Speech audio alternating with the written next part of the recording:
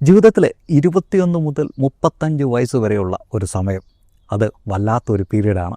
ജീവിതം നിങ്ങളെ എടുത്ത് കറക്കി തിരിച്ച് ചുരുട്ടി നിവർത്തി ഒടിച്ചു മടക്കി മറ്റൊരു പ്രോഡക്റ്റാക്കി രൂപപ്പെടുത്തിയെടുക്കുന്ന ഒരു സമയം.